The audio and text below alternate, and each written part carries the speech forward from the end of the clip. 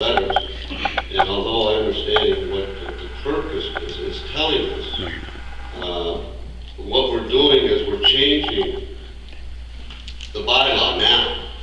We're saying, well, we're not gonna do the appeal anymore. We're gonna just send it to the ACGO, and that's not what everybody was thinking. That's not what everybody thought was going to happen. When we read the bylaw, and you look at the bylaw, you say to yourself, okay, these are the steps that are taken. These are the things that you need to do if you disagree. And the Friends of Krista disagreed with the decision that was made, and they filed their appeal. And I think we're obligated to allow them to go through the process that they were expecting through our bylaw. If it has to go through that committee to the ACGO, then let it go through that committee. Councilor Lubers, it sounds like you will not be able to have ironclad confirmation that the appeal process would happen if we went through the AGCO. It's the clerk's belief that that's how it would go. The only option to you, if you're not convinced or want to have it in writing that is the case, would be to table this until such time as that proof could be provided to council. Mr. Chair, if I could interject.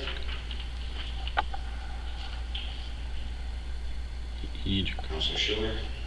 Mr. Chair, this matter was brought before the Gaming Corporation this last Wednesday.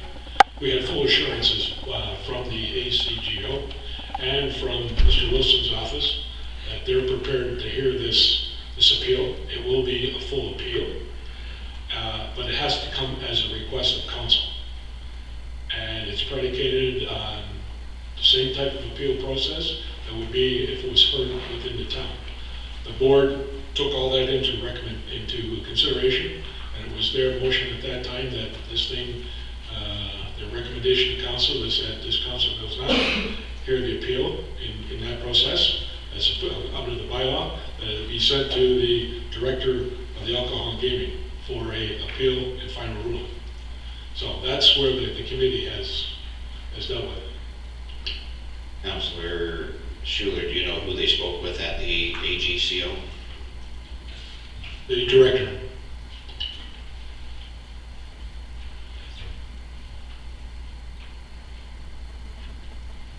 Councilor Luberts, in hearing Councilor Schuler's comments that they have spoken with the director of the AGCO, and he has confirmed that the full appeal process would happen if council were to give direction to pass it on to them. Are you comfortable with allowing the recommendation to continue? Thank you, Mr. Chair. Just to reiterate what I've been saying all along throughout this whole process here so far. I believe that we have an obligation to our bylaw to fulfill what we've had in our bylaw, although it doesn't look like the bylaw, and maybe the bylaw needs to be changed, maybe it needs to be revised, but we have to work with what we have. And this is the bylaw that's in place, and I would like to see all of council have all of the confirmations from the ACGO in regards to hearing appeals, because the conversation that I had with the ACGO, it was quite clear to me that it was only, they would review a licensee.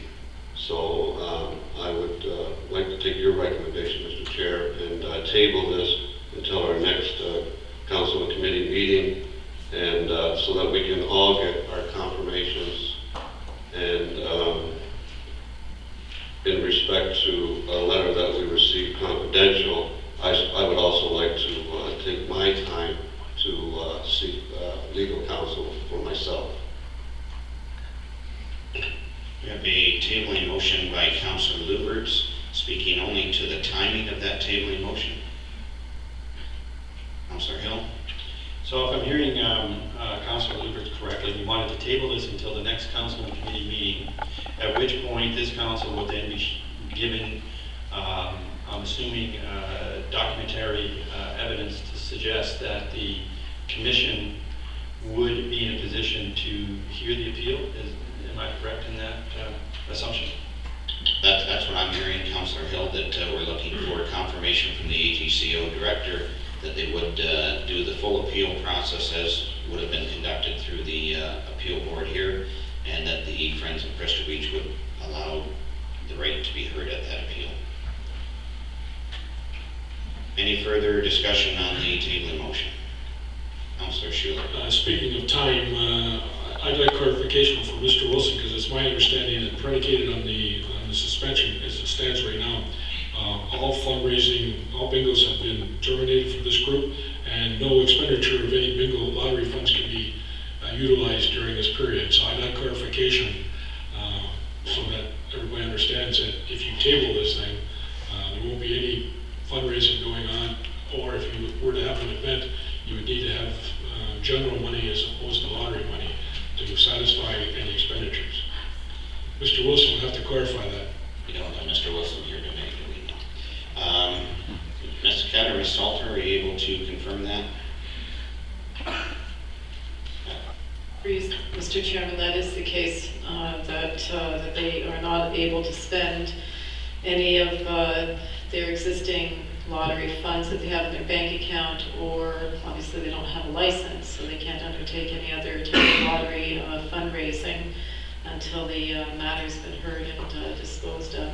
The other option, Councilor Woodward, you have is rather than tabling it to the next council and committee meeting, you could table it to the next council meeting, and we could have that letter in place for that meeting. Okay. Thank you, Mr. Chair, through you to our town clerk. Yeah, I would be happy with bringing it up at our next regular council meeting, but I just thought that we had to hear it in this committee meeting. So, but if we can hear it next Monday, that would be fine with me too, as long as we have all of council is updated on exactly what's happening with the ACGO, and that definitely the ACGO will hear the appeal just as it's written in our bylaw. Okay, so then the tabling motion would be changed to the next regular meeting of council, which would be Tuesday due to the holiday Monday.